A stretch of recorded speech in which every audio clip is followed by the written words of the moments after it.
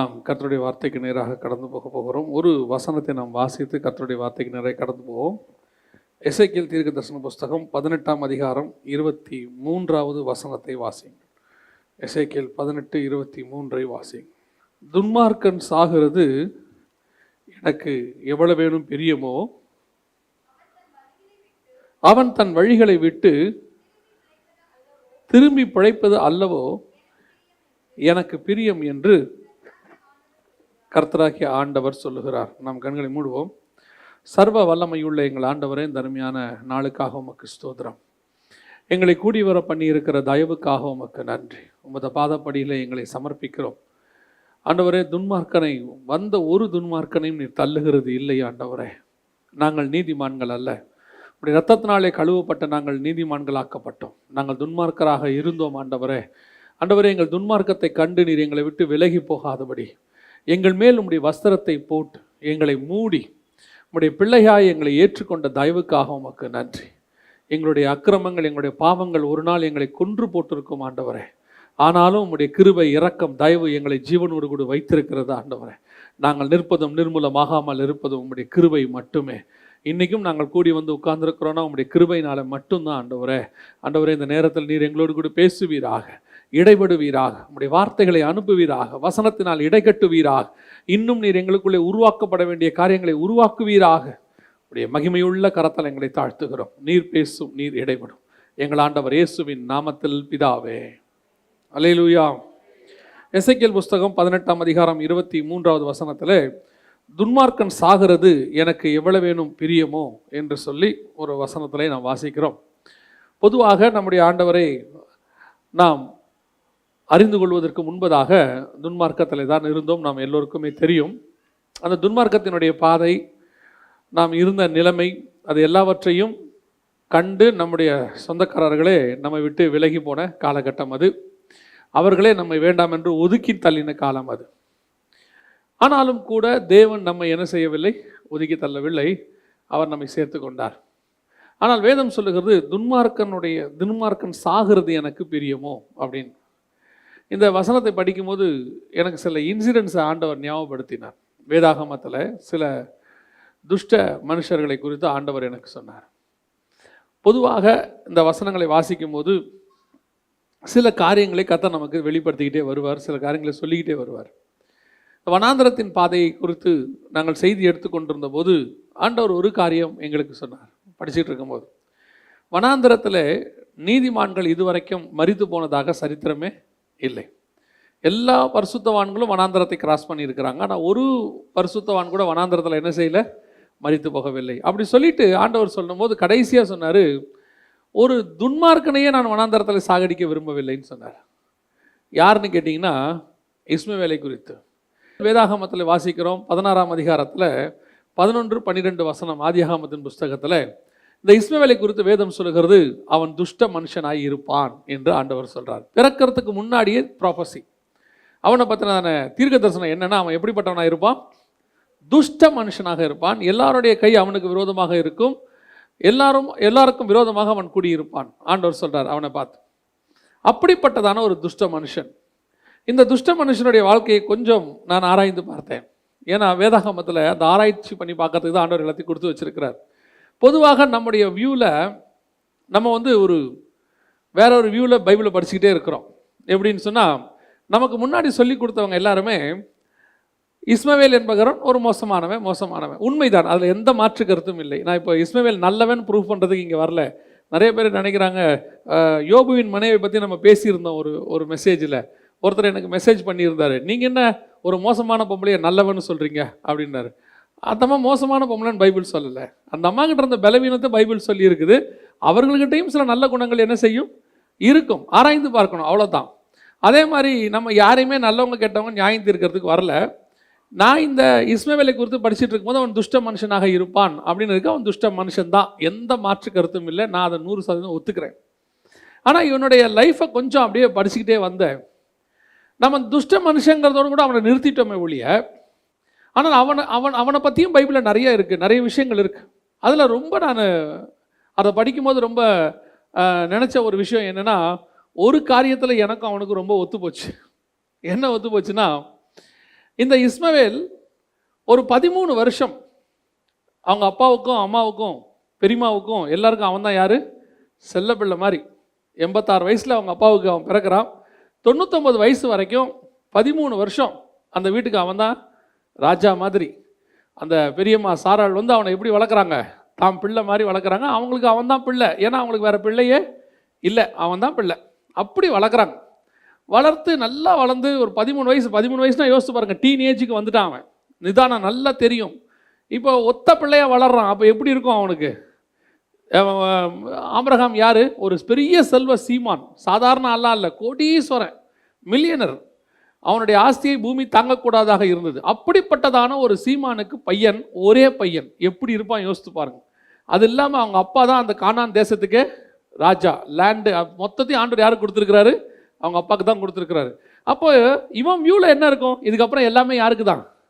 எங்கள் அப்பாவுக்கு அப்புறம் எல்லாமே நான் தான், ஒரே வாரிசு அப்படின்னு சொல்லி அப்படி ஒரு 13 வருஷம் செல்ல பிள்ளையாக வளர்ந்த ஒருத்தனுக்கு திடீர்னு ஒரு ஷாக் வருது. ஒரு பையன் பிறக்கிறான், தம்பி ஒருத்தன் பிறக்கிறான் பெரியம்மாவுக்கு. தம்பி பிறந்த உடனே இவன் எல்லாருக்கிட்டையும் விளையாடுற மாதிரி. இப்போ நீங்கள் கொஞ்சம் சாதாரணமாக நீங்கள் நடுநிலைமையாக யோசித்து பாருங்கள். ஈசாக்கை இவன் என்ன பண்ணானா? பரியாசம் பண்ணினான் இருக்கு. 21ஆம் அதிகாரம் 9ஆம் வசனத்தில் ஈசாக்கை இவன் என்ன பண்ணான்? பரியாசம் பண்ணினான். பரியாசம் பண்ணின உடனே சாரால் கொடுக்குற தண்டனை எப்பேற்பட்டதான ஒரு தண்டனை? பெரிய தண்டனை. அவங்க என்ன சொல்கிறாங்க? இந்த அடிமை பெண்ணின் மகன் என் மகனோடு கூட என்னவா இருப்பதில்லை?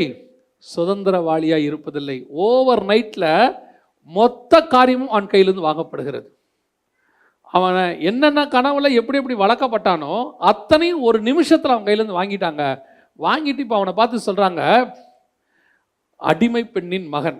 ஆபிரகாமின் மகனுங்கிறது போயிருச்சு, சாராளின் செல்ல பிள்ளைங்கிறது போயிருச்சு, ஆபிரகாமுக்கு ஒரே வாரிசுங்கிறது போயிருச்சு, எல்லாம் முடிஞ்சிருச்சு. இப்போ அவனை பார்த்து அவங்க சொல்லக்கூடியதான ஒரு வார்த்தை என்ன? இந்த அடிமை பெண்ணின் மகன் என் மகனோடு கூட சுதந்திரவாளியாக இருப்பதில்லை. உடனே விரட்டுங்க.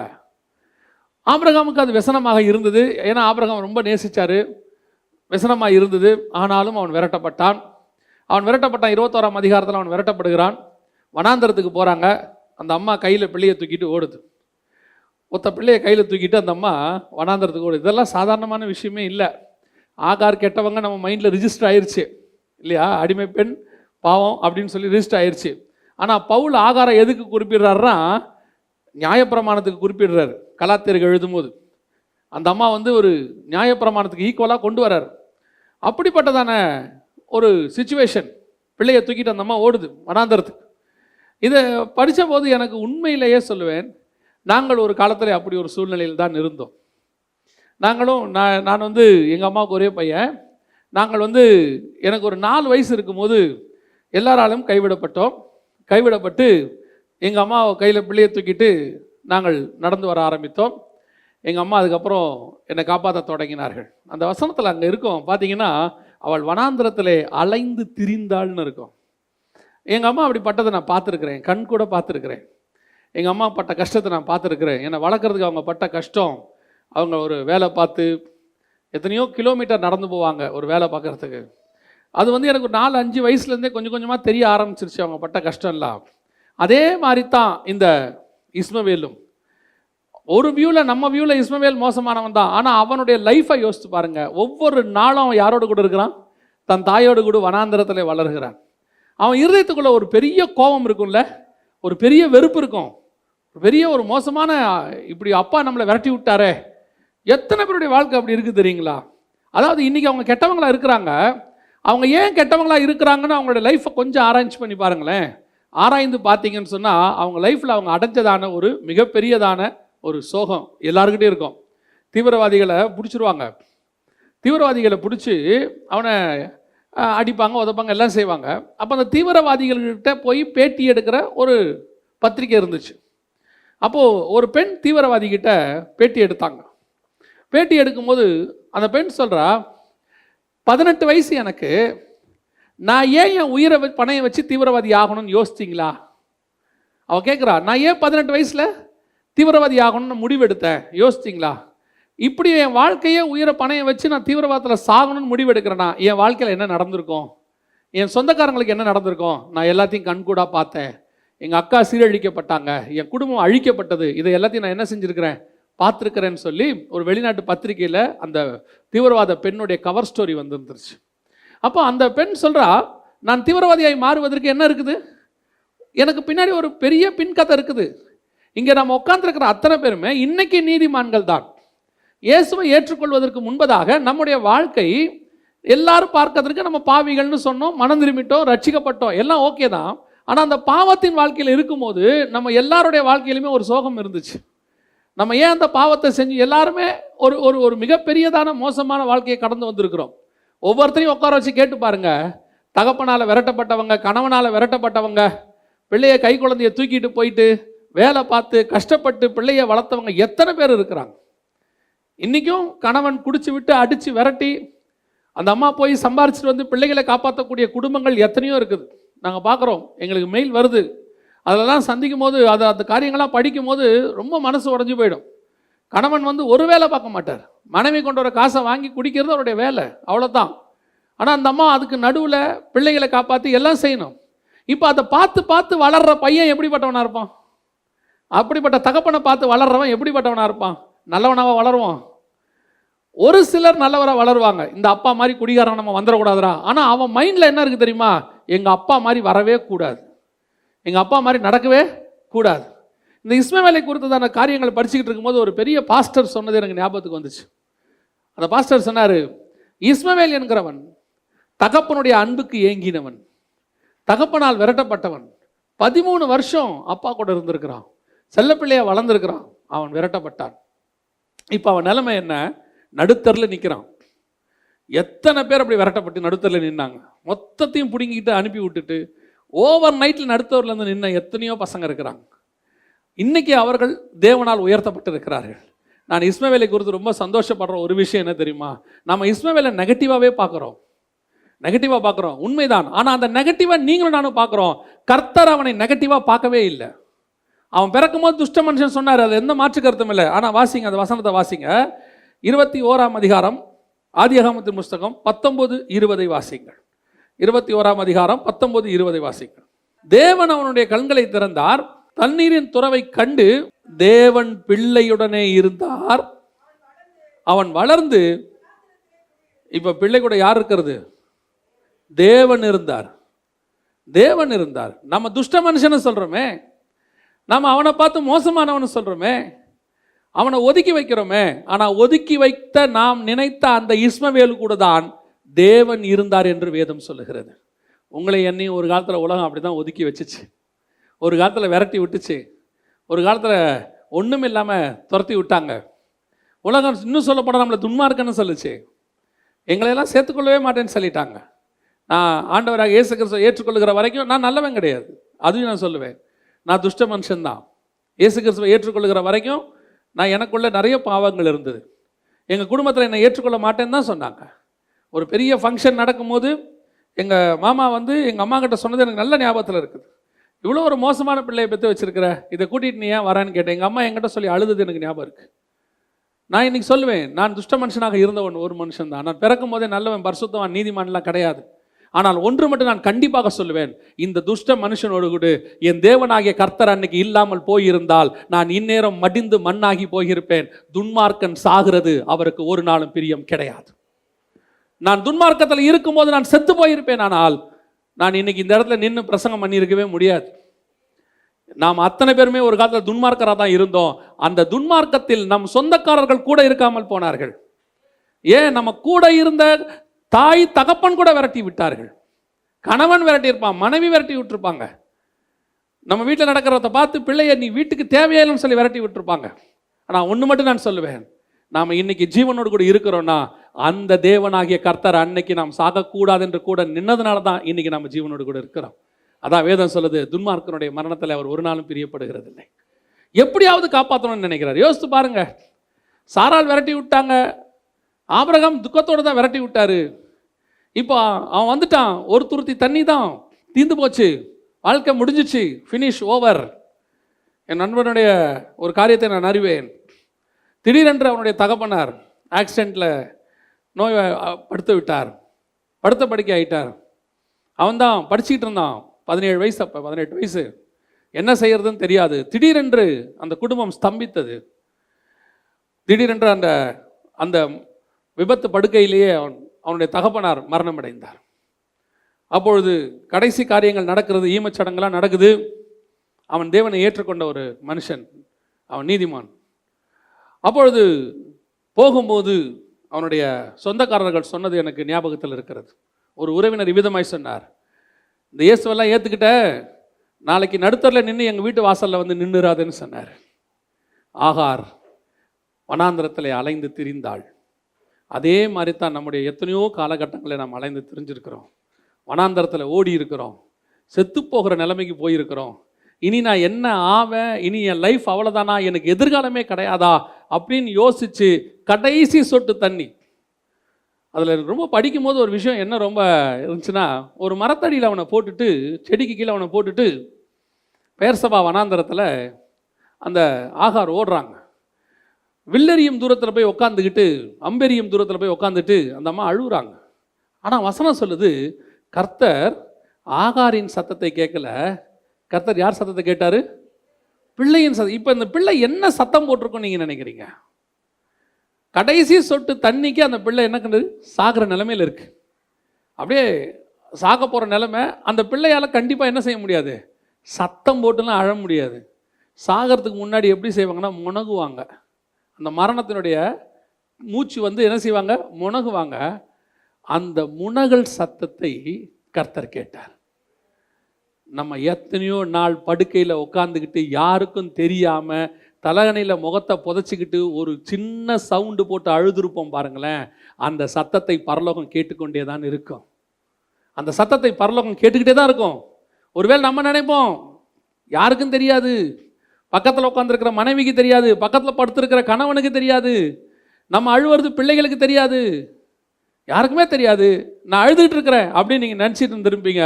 ஆண்டவர் சொல்கிறாரு, நீ அழுத அந்த கண்ணீரினுடைய ஒவ்வொரு டிராப்பும் பரலோகத்தை தொட்டுக்கிட்டே தான் இருக்குது. கர்த்தர் உன் சத்தத்தை கேட்டுக்கொண்டே தான் இருக்கிறார். உன் சத்தம் பரலோகத்தை எட்டும்.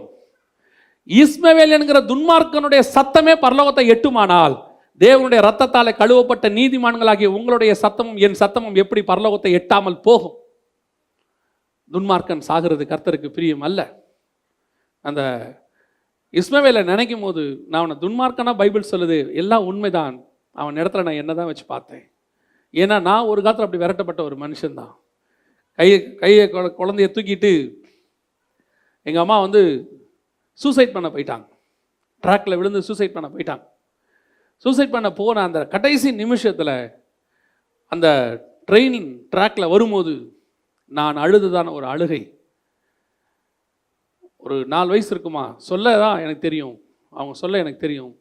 4 வயசு இருக்குமா, ட்ரெயினை வர வேகத்தை பார்த்து நான் அழுது போயிடலான்னு கத்தபோது அவர்கள் செய்தான காரியம், சரி இந்த பிள்ளைக்காக நாம் வாழுவோம். அவர்கள் முடிவெடுத்தார்கள். நான் சொல்வேன், அந்த முடிவை அவர்கள் எடுக்கவில்லை. பரலோகம் அந்த நிமிஷத்தில் என் ஜீவனை பாதுகாத்து கொண்டு வந்து வெளியே கொண்டு வந்து உட்கார வைத்து என்னை ஒரு ஊழியக்காரனாய் மாற்ற வேண்டும் என்று பரலோகம் விரும்பியது. இல்லைனா அன்னைக்கு ட்ரெயின் ட்ராக்லேயே துண்டு துண்டாக போயிருக்க வேண்டியதான ஒரு உடம்பு. நான் சொல்லுவேன், துன்மார்க்கனுடைய மரணத்தை ஒரு நாளும் கர்த்தர் விரும்புகிறதில்லை. உன்னுடைய பிரச்சனை போராட்டம் உச்சத்துக்கு போயிருக்கும். சாகர்லான்னு முடிவு எடுத்துருவோம், ட்ராக்குக்கு போயிடுவோம், தூக்கு கயிறை கையில் எடுத்துருவோம், கடற்கரை ஓரத்துக்கு போய் நின்றுடுவோம். ஆனால் ஆண்டவர் சொல்கிறாரு, கொஞ்சம் பொறு, உன் சத்தம் என் சந்நிதியை வந்து எட்டி விட்டது. உனக்கு ஒரு நீரூற்றை நான் உண்டாக்கி இருக்கிறேன். அந்த நீரூற்று உன் ஜீவனை பாதுகாக்கும். நீரூற்று மட்டுமல்ல, நீ வளர்கிற வரைக்கும் உன்னோடு கூட நான் இருப்பேன். வேதம் சொல்லுது, கர்த்தர் பிள்ளையோடு கூட இருந்தார். அந்த துன்மார்க்கன்னு சொல்லப்பட்ட பிள்ளையோடு தான் கர்த்தர் இருந்தார். இன்னைக்கு நீ நானும் நீதிமான்னு சொல்கிறோம், ஆனால் நீ நானும் எவ்வளோ பெரிய துன்மார்க்கன் என்பது நமக்கு தெரியும் தானே. இப்போ நமக்கு தெரியும் தானே. இப்போ ரத்தத்தில் கழுவப்பட்டுட்டோம், சர்ச்சுக்கு வந்துட்டோம், தசமாங்காணிக்கு கொடுத்துட்டோம், we are the holy one அப்படின்லாம் நல்லா சொல்லிக்கிட்டு இருக்கிறோம். பட் நம்ம உள்ளுக்குள்ளே யாருங்கிறது நம்ம எல்லாருக்கும் தெரியும். இப்போவும் சொல்லுவேன், நீங்களும் நானும் பூரண பரிசுத்தவான்கள் அல்ல. அன்னைக்கு கழுவப்படாத பாவி, இன்னைக்கு கழுவப்பட்ட பாவி. இன்றைக்கும் நமக்குள்ள என்ன இருக்குது? பாவங்கள் இருக்குது, துர்க்குணங்கள் இருக்குது, கர்த்தருக்கு பிரியமில்லாத அருவருப்புகள் இருக்குது, கர்த்தர் விரும்பத்தகாத காரியங்கள் இருக்குது. ஆனாலும் கூட அந்த தேவன் உன்னோடும் என்னோடு கூட இருக்கிறார். இருக்கிறதுனால தான் இன்னைக்கு உன்னையும் என்னையும் கர்த்தர் ஜீவனோடு கூட வச்சிருக்கிறார். நான் சொல்வேன், கர்த்தர் துன்மார்க்கன் சாகிறதை ஒரு நாளும் விரும்பவில்லை. நீ நானும் சாகிறதை ஒரு நாளும் விரும்பவே இல்லை. இந்த இஸ்மவேல் தகப்பனால் விரட்டப்பட்டான். அவன் இருந்த நிலை ஒரே நாளில் ஓவர் நைட்டில் மாறிடுச்சு. எப்படி இருந்தான் பாருங்க, க்ரௌன் கிங் மாதிரி, பிரின்ஸ் மாதிரி இருந்திருப்பான், வீட்டில் இளவரசன் மாதிரி இருந்தான். இன்னைக்கு எப்படி ஆயிட்டான்? பரதேசி மாதிரி ஆயிட்டான். பஞ்ச பரதேசி அப்படின்னு சொல்லுவாங்க, அந்த மாதிரி ஆயிட்டான். வனாந்தரத்தில் அலைஞ்சு திரிஞ்சு அவனுடைய வாழ்க்கை நாசமாய் போய்விட்டது. அவனுக்கு ஒரு நீரூற்று கிடச்சிச்சு. உங்களுக்கு எனக்கு ஒரு நீரூற்றை கர்த்தர் உண்டாக்கி வச்சிருக்கிறார். அந்த பரிசுத்த ஆவியாகிய நீரூற்று ஒரு நாளும் உங்களை என்னையும் கைவிடாது, சாக விடவே விடாது. விசுவாசத்தோட அறிக்கை பண்ணுங்க, நான் நீதிமான் அல்லதான், இயேசுவின் ரத்தத்தினால கழுவப்பட்டேன், ஆனாலும் எனக்குள்ள பாவம் இருக்கு, ஆனாலும் கர்த்தர் என்னை சாக விடமாட்டார். கர்த்தர் என் ஜீவனை பாதுகாப்பார். கர்த்தர் என்னை உயர்த்தி அவர் என்னோடு கூட இருந்து உயர்த்துவார். அல்லேலூயா. இது கர்த்தர் நம்ம கொடுக்கறதான வாக்கு தத்தம். இதை படிக்கும் போது எனக்கு இன்னொரு ஆள் ஞாபகத்துக்கு வந்தார், இன்னொரு துஷ்ட மனுஷன். இந்த துஷ்ட மனுஷங்களுக்கு பின்னாடிலாம் கர்த்தர் எவ்வளவு அன்பா இருந்திருக்கிறாரு. நாம தான் இன்னைக்கு ஒருத்தன் தப்பு செஞ்சிட்டானா உடனே அவனை என்ன செஞ்சிடறோம்?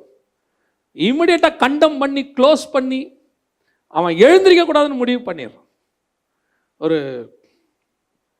ஒரு பெரிய வர்ஷிப் லீடர், அவருடைய பாடல்கள்லாம் தேவன் பக்கம் திருப்பாமல் உலகத்தின் பக்கம் திருப்பக்கூடியதாக இருந்தது. அந்த வர்ஷிப் லீடரை எல்லாரும் கண்டம் பண்ணாங்க, நான் உட்பட. ஆனால் நாங்கள் சொன்னது அந்த ஊழியத்தினுடைய அந்த முறை தப்பு என்று சொல்லி கொண்டிருக்கும் போதே எனக்குள்ளே ஆவியானவர் சொன்னார், அவனுக்காக ஜெபம் பண்ணு, அவனும் என் ரத்தத்தால் கழுவப்பட்டவன், அவனும் என் பக்கம் திரும்பணும், அவனும் அந்த துன்மார்க்கத்தை விட்டு வெளியே வரணும். அதே காரியத்தை அவன் சரியான முறையில் எனக்கென்று செய்வானானால் இன்னும் என் நாமம் மகிமைப்படும். அப்போதான் நினச்சேன், யாரையும் வெறுப்பதற்காக கர்த்தர் நம்மை ரட்சிக்கவில்லை, எல்லாரையும் நேசிப்பதற்காக கர்த்தர் நம்மை ரட்சித்திருக்கிறார். ஒரு துன்மார்க்கனை கர்த்தர் நேசிப்பானால் நீங்களும் நானும் ஏன் நேசிக்கக்கூடாது? நம்ம வெளியே இருக்கிற துன்மார்க்கனை நேசிச்சிருவோம், அதான் ரொம்ப முக்கியம்.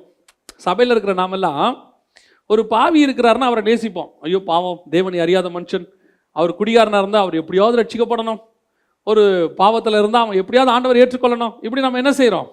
அவருக்காக நம்ம ரொம்ப பரிதவிக்கிறோம், ஜெபம் பண்ணுறோம், எல்லாம் பண்ணுறோம். என்னைக்காவது இயேசுவை ஏற்றுக்கொண்டு பின்வாங்கி விழுந்து போனவனுக்கு அதே பாரத்தோட ஜெபம் பண்ணியிருக்கிறோமா? இவனும் ஒரு வகையில் துன்மார்க்கராய் மாறிக்கொண்டிருக்கிறான்.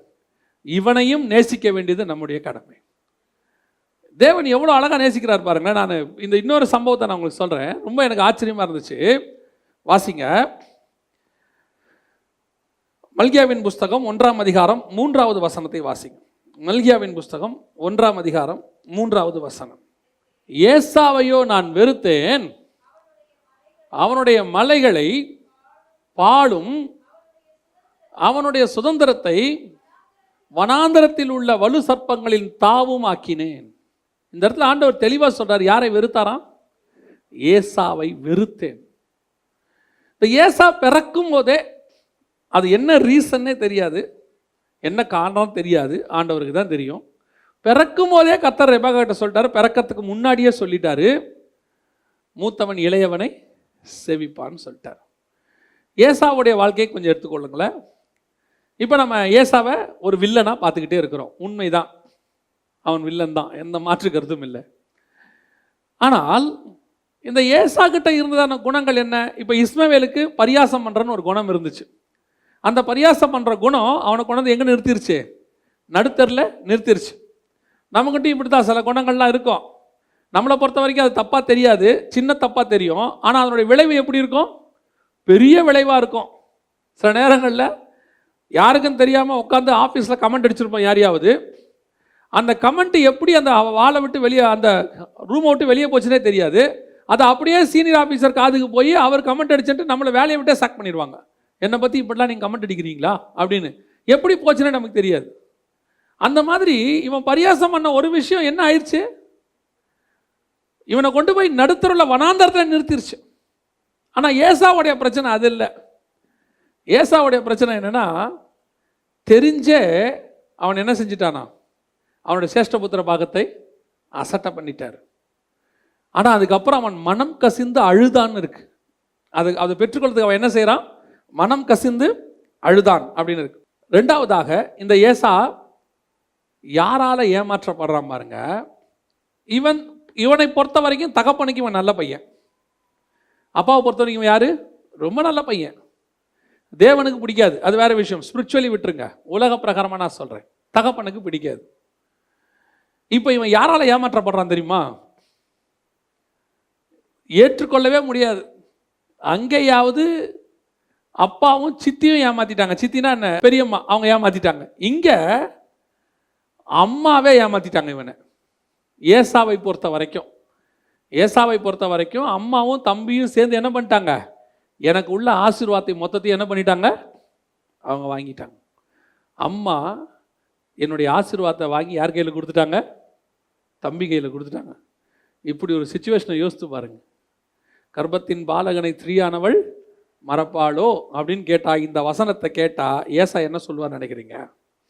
எங்க அம்மா மறக்கும், எங்க அம்மா எனக்கு அகைன்ஸ்டா செய்யும். சில நேரங்களில் சில வீடுகளில் சில சாட்சி சொல்லுவாங்க, அம்மா இப்படி செஞ்சிச்சுன்னு சொல்லுவாங்க, நம்பவே முடியாது நம்மளால. அப்பா இப்படி செஞ்சிட்டாருன்னு சொல்லுவாங்க, நம்பவே முடியாது.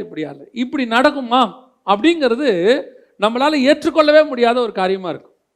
ஒரு மலேசியாவில் ஒரு கேஸ் நடந்தது. அந்த கேஸு பேப்பரில் வந்ததானே, அங்கே இருக்கும்போது நான் பேப்பரில் படித்தேன். அப்படி ஒரு கேஸை நீங்கள் எங்கேயாவது பார்த்துருப்பீங்களான்னு எனக்கு தெரியாது. எனக்கு அதான் ஃபஸ்ட்டு டைம் அப்படி பார்த்தது. ரொம்ப ஆச்சரியமாக போச்சு. என்னன்னு கேட்டிங்கன்னு சொன்னால், தகப்பனை அரெஸ்ட் பண்ணிட்டாங்க. எதுக்காக அரெஸ்ட் பண்ணாங்க அப்படின்னு கேட்டிங்கன்னா, அந்த சொந்த மகளை அவன் நாசம் பண்ணிட்டான்னு அரெஸ்ட் பண்ணிட்டாங்க. அவரை கொண்டு போய் நிற்க வச்சிருக்கிறாங்க கூண்டில். நீதிபதி கேட்குறாரு, ஏப்பா அது நீ பெற்ற மகளாயிற்று. அந்த பேப்பரில் போட்டிருக்காங்க, அவனுடைய முகத்தில் ஒரு குற்ற உணர்வுமே இல்லையாம்மா. அவன் செஞ்சது சரி, தப்புன்னே அவனுக்கு தோணலைன்னு போட்டிருக்கிறாங்க.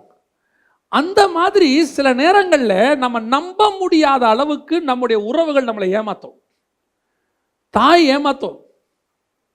தாய் ஏமாத்துமான்னு கேட்டிங்கன்னா ஏமாற்றும். ஏமாத்தி இருக்குது. எங்கே ஏமாத்தி இருக்குது? ஏசா வாழ்க்கையில் ஏமாத்தி இருக்குது. ஆனால் ஸ்பிரிச்சுவலி நம்ம எடுக்கல. ஸ்பிரிச்சுவலி பார்த்தீங்கன்னா ரெபெக்காள் தேவனுடைய திட்டத்தை நிறைவேற்றி இருக்கிறாங்க, எந்த மாற்று கருத்தும் இல்லை. ஆனால் ஏசாவை பொறுத்த வரைக்கும் என் அம்மா என்னை ஏமாத்திட்டாங்க. என் தம்பிக்கு எல்லாத்தையும் கொடுக்கறதுக்கு எனக்கு சில நேரத்தில் ரொம்ப ஆச்சரியமா இருக்கு. தாயார் இப்போ 2 பிள்ளை இருக்குதுன்னா பார்ஷாலிட்டி பார்க்குறாங்க. எப்படி முடியும்? 2 பொண்ணு இருக்குது அப்படின்னு சொன்னா நல்ல புடவையெல்லாம் ஒரு பொண்ணு கொடுத்துட்றாங்க, கொஞ்சம் விலை மதிப்பு இல்லாததுல இன்னொரு பொண்ணுக்கு 2வது பொண்ணு கொடுப்பாங்க. அதுக்கு அவங்க 1000 காரணம் வச்சிருப்பாங்க. சி அவ பாவம் கஷ்டப்படுறா இப்படிலாம் சொல்லுவாங்களே ஒழிய, தாயாருக்குள்ளே என்ன இருக்குது? பார்ஷியாலிட்டிஸ் இருக்கு. எனக்கு ரொம்ப ஆச்சரியமா இருக்கு, அது எப்படி வரும் அந்த பார்ஷியாலிட்டி?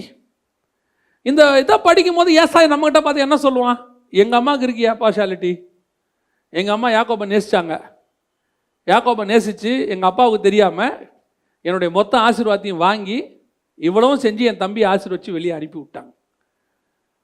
ஒருத்தருடைய வாழ்க்கையில் நான் கேள்விப்பட்டேன், அவங்களுக்கு நிறைய பிள்ளைகள், அதில் ஒரு மகள் தவறான ஒரு முடிவெடுத்து ஒரு மனிதனை விரும்பி திருமணம் செய்துக்கிட்டு போயிட்டாங்க.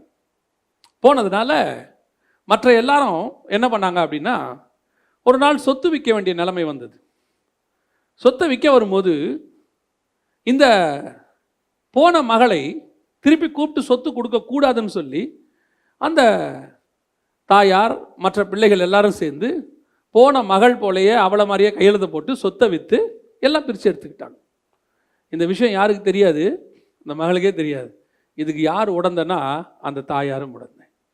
பல நேரங்களில் இது நடக்குது. இன்னைக்கு நீங்கள் எதிர்பார்க்காதபடிக்கு தாயாரே மகனை வெறுக்கிற சிச்சுவேஷன் இந்த உலகத்தில் இருக்குது.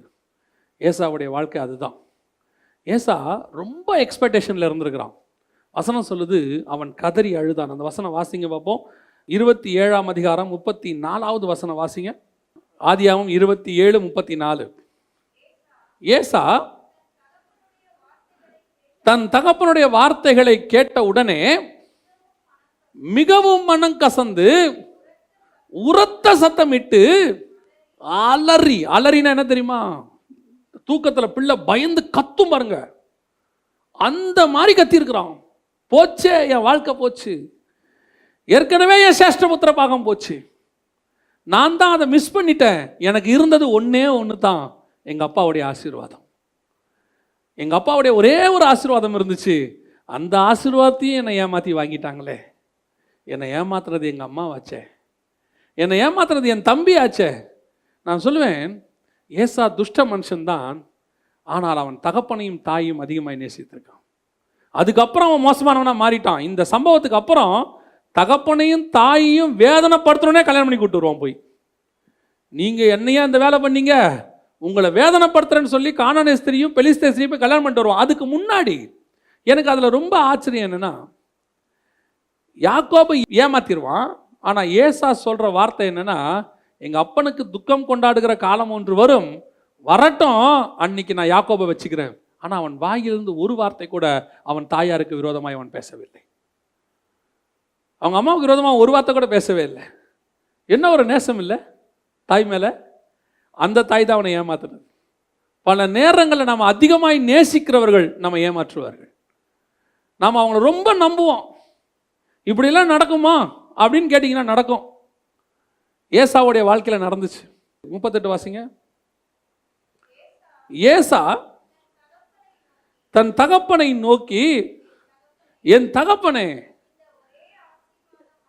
உங்ககிட்ட இது மட்டும்தானப்பா இருக்கு,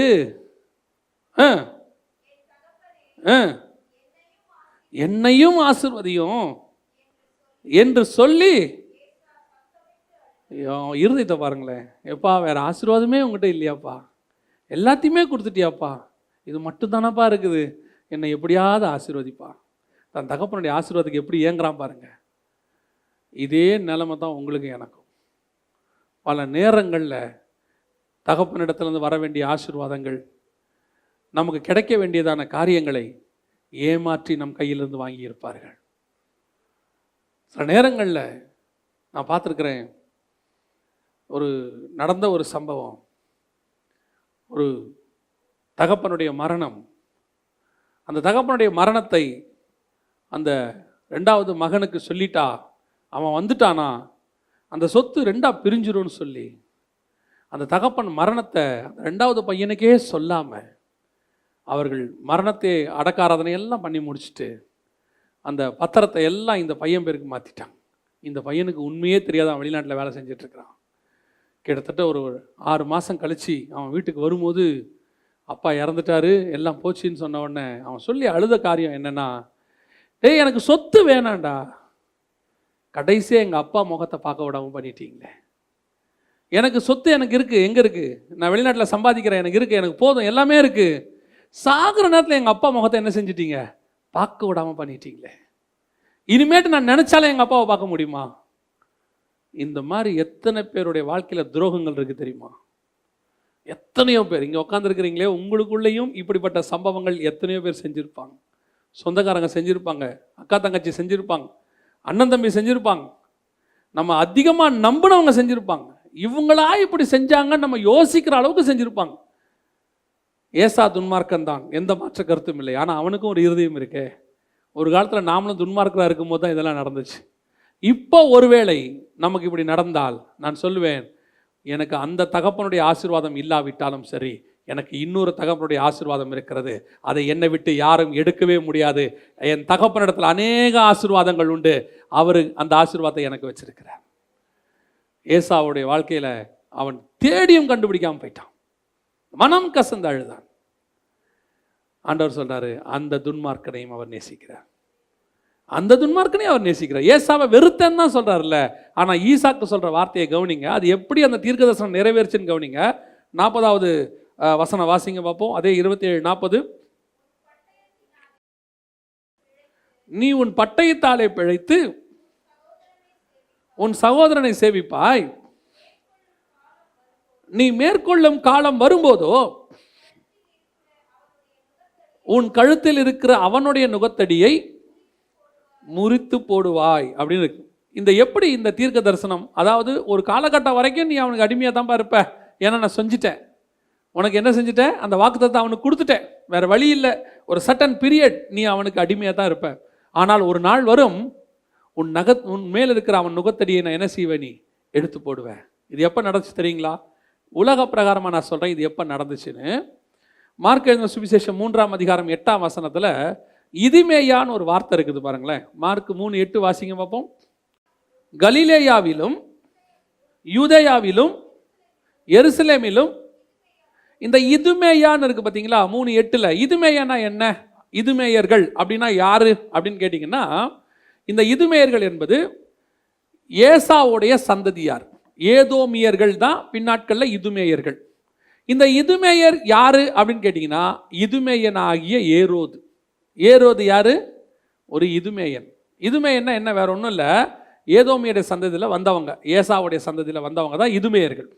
இந்த இதுமேயர்கள் யூதர்களோடு கூட கலப்பாங்க. அப்படி பிள்ளைகள் பிறக்கும். அப்படி பிறந்த ஒரு பிள்ளை தான் ஏரோது. ஏரோது இப்போ என்னவா இருக்கிறான்? காற்பங்கு தேசாதிபதியாக இருக்கிறான். யாருக்கு அதிபதியாக இருக்கிறான்? இஸ்ரவேலர்களுக்கு அதிபதியாக இருக்கிறான். ஈசாக்கு அங்கே சொன்ன தீர்க்க தரிசனம், காலம் வரும்போது அவன் நுகத்தடியை நீ முறித்து போடுவாய்னு சொன்ன தீர்க்க தரிசனம் இங்கே நிறைவேறிச்சு. ஏரோது அவர்களுக்கு அதிபதியாக மாறினான். இப்போ உலக பிரகாரமாக இது நடந்துருச்சு. ஆனால் ஸ்பிரிச்சுவலி ஏசாவுக்கு அந்த ஆசீர்வாதம் போச்சே. இது ஸ்பிரிச்சுவலி எப்படி கிடைச்சது அப்படின்னு கேட்டீங்கன்னு சொன்னால், இஸ்ரவேலுக்குரியதான இந்த ஆசீர்வாதம், யாக்கோபு தான் இஸ்ரவேல். இவன் ஏமாற்றி ஏசா கிட்ட இருந்து வாங்கிட்டான். அது தேவ திட்டம், வாங்கிட்டான். இந்த ஆசீர்வாதம் எல்லாம் வந்துருச்சு. இந்த ஆசீர்வாதத்தை இஸ்ரவேல் கையிலிருந்து வாங்கி உங்கள் கையிலும் என் கையிலும் புறஜாதியார் கையிலே அதை இயேசுவானவர் நமக்கு கொடுத்து விட்டு போயிருக்கிறார். காலம் வரும்போது நுகத்தடி முறிந்து விட்டது. இன்னைக்கு அந்த ஆவிக்குரிய ஆசீர்வாதங்கள் நமக்கு வந்துருச்சு.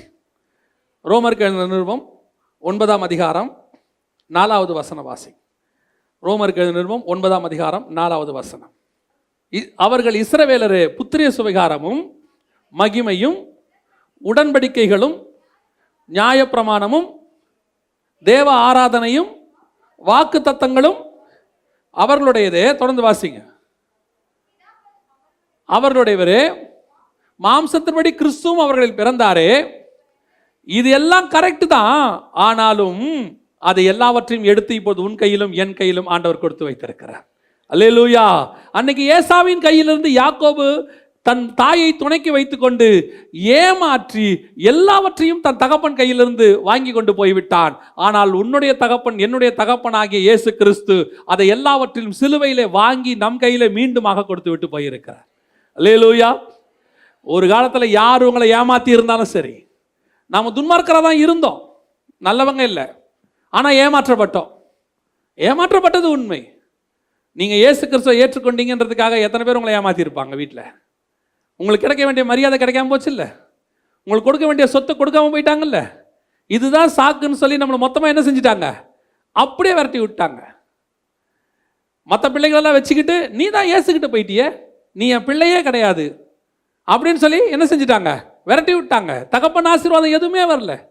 இன்னைக்கு ஆண்டவர்கிட்ட வந்தவங்களில் எத்தனை பேர் தன் பெற்றோருடைய சொத்து கிடைக்காம போனவங்க இருக்கிறாங்க, பெற்றோருடைய ஆசீர்வாதம் கிடைக்காம போனவங்க இருக்கிறாங்க. இயேசுவை ஏற்றுக்கொண்டோன்ற ஒரே காரணத்துக்காக எதுவுமே கிடையாதுன்னு விரட்டி விட்டவங்க எத்தனையோ பேர் இருக்கிறாங்க. ஆனால் நடக்கிறது என்ன தெரியுமா? இந்த பூமிக்குரிய தாயினுடைய தகப்பனுடைய ஆசீர்வாதம் எதுவும் கிடைக்காமல் உன்னை அழ பண்ணி, தேம்ப பண்ணி, உனக்கு அலற பண்ணி, கத்த பண்ணி, உன்னை கொண்டு வந்து ஓரமா நிக்க வச்சிருப்பாங்கல்ல. ஒரு நாள் வரும், நம்முடைய தகப்பன் எல்லா ஆசீர்வாதத்தையும் உனக்கும் எனக்கும் கொடுத்து அவர்கள் கண்களுக்கு முன்பாக உயர்த்தி மேலே கொண்டு வந்து நிக்க வைப்பார். அல்லேலூயா. அது நடக்கும். நான் சொல்லுவேன், அது நடக்கும். ஒரு நாள் ஆண்டவர் கொண்டு வந்து மேலே நிக்க வைப்பார் எல்லார் கண்களுக்கு முன்பாக. ஏன் தெரியுமா? அந்த தகப்பனை விட என் தகப்பன் மேலான தகப்பன், என் கண்ணீரை கண்ட தகப்பன், என் தாழ்மையிலே என்னை நினைத்தவர் அவர். வேதம் சொல்லுது, என் தாழ்மையில் நினைத்தவரை என்னை துதியுங்கள். எல்லாரும் நீ நல்லா இருக்கும் போது உன்னை நினைப்பான். ஆனா நான் தாழ்த்தப்பட்ட போது, வனாந்தரத்தில் ஓடி அலறின போது, ஒரு ஆசீர்வாதம் கூட எனக்கு இல்லையா தகப்பனேன்னு கேட்டபோது, ஒரு எத்தனை நேரங்களில் எனக்கு ஆசீர்வாதமே கிடையாதா, என் வாழ்க்கை முடிஞ்சிருச்சா, இவ்வளவுதானா எல்லாம் நினைச்ச போது வேதம் சொல்லுது, ஒரு நாள் வரும், உன் நுகத்தடி முறிக்கப்படும், அவர்களுக்கு இருந்த எல்லா ஆசீர்வாதங்களையும் உன் கையில தேவன் கொடுப்பார். நான் சொல்றேன், உலக பிரகாரமாயும் கொடுப்பார். உலக பிரகாரமா தரமாட்டார்லாம் சொல்ல மாட்டேன், உலக பிரகாரமாயும் கொடுப்பார். ஏன் தெரியுமா? நம்முடைய அப்பா எப்படிப்பட்டவன் ஒரு அப்பா தெரியுமா? நீ கூழாங்கல்ல அடிக்கிறவனா இருந்தா உன்னை ராஜாவா உட்கார வச்சு அழகு பார்க்குற அப்பா. உன்னை சொல்லியிருப்பாங்கல்ல, ஒரு நாள் உருப்பிட மாட்டேன், தேசநாதருக்கு பின்னாடி தானே போற, உருப்பிட மாட்டேன். என்னத்தை அப்படி ஏசுனார். ஒரு பெரிய பாடகர், அருமையான பாட்டு பாடுவார். உங்களுக்கு தெரியும், கேளுங்கள் தரப்படும் அந்த பாட்டை பாடின ஒரு ஐயா ஒருத்தர். அவருடைய வாழ்க்கையில் நடந்த சம்பவத்தை படித்தேன். அவர் ஒரு கட்சியில் மிக முக்கியமான கொள்கை பரப்பு பாட்டு பாடுறவர். அவர் பெரிய கட்சியில். அப்போ அந்த கட்சியில் பாடிக்கிட்டு இருக்கும்போது அவர் ஆண்டவரை ஏற்றுக்கொண்டார். ஏற்றுக்கொண்ட உடனே அவர் சொல்லியிருக்கிறார் அந்த தலைவர்கிட்ட போய், ஐயா நான் அந்த மாதிரி ஆண்டவர் ஏற்றுக்கொண்டேன், இனிமேட்டு உலகத்துக்கு பாட மாட்டேன், நான் என்ன செய்ய போகிறேன், ஆண்டவருக்கு பாட போகிறேன். அப்போ அந்த பெரிய கட்சி தலைவர் சொன்னாராம், ஏயா வருவாயை விட்டுட்டு வெறுவாய்க்கு போறியே, நல்லா இருக்கான்னு கேட்டாராம். நீ கட்சியில் பண்ண உனக்கு என்ன கிடைக்கும், வருமானம் கிடைக்கும், வருவாயை விட்டுட்டு எங்கே போகிற, வெறுவாய்க்கு போறியேன்னு சொன்னார். ஆனால் நான் சொல்லுவேன், அவர் கட்சியில் பாடின போது அவருக்கு என்ன ஆசீர்வாதம் இருந்துச்சுன்னு எனக்கு தெரியாது. ஆனால் அவர் இங்கே தேவனுக்கு பாடின போது எனக்கு நன்றாய் தெரியும். எல்லா வீட்லேயும் காலைல 6 மணிக்கு கிறிஸ்தவங்க வீட்டிலலாம் அந்த பாட்டு கேளுங்கள் தரப்படுன்ற பாட்டு எல்லா வீட்லேயும் பாடும், எல்லா இடத்துலையும் கேட்கும். எவ்வளோ பெரிய ஆசீர்வாதம். நான் சொல்லுவேன், அவர் வருவாயை விட்டுட்டு வெறுவாய்க்கு வரல, வருவாயை விட்டுட்டு திருவாய்க்கு வந்திருக்கிறாரு. தேவன் கரத்தில் சேர்ந்தார். கர்த்தர் அவரை உயர்த்தி மேலே கொண்டு உட்கார வைத்தார். உன் தகப்பன் உன்னை ஏமாற்றி இருக்கலாம், உன் தகப்பனுடைய ஆசீர்வாதங்கள் உன்னை ஏமாற்றி இருக்கலாம், உன்னை ஏமாற்றி நயவஞ்சகமாக எல்லாவற்றையும் எடுத்திருக்கலாம், ஒன்று கூட இல்லாமல் விட்டுருக்கலாம், நடுத்தல நிறுத்தி வச்சிருக்கலாம். அதான் ஏசா கேட்குறான், ஒன்று கூட இல்லையாப்பா. சில நேரத்தில் அப்படித்தாங்க, வெறுங்கையை அனுப்பி விட்டுருவாங்க. சிலருடைய வாழ்க்கையெல்லாம் பார்க்கும்போது சான்ஸே இல்லை, அவங்க அதுக்கப்புறம் பிழைக்கவே முடியாது.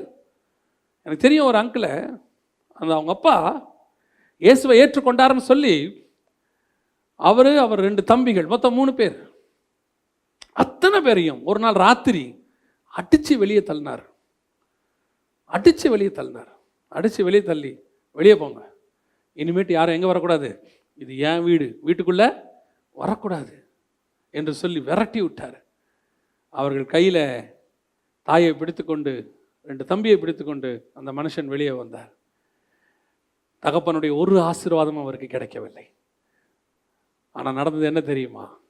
கடைசியில் அந்த தகப்பன் இவரிடத்துல மறிக்க வேண்டிய நிலைமைக்கு கர்த்தர் இவரை உயர்த்தி மேலே உட்கார வைத்தார்.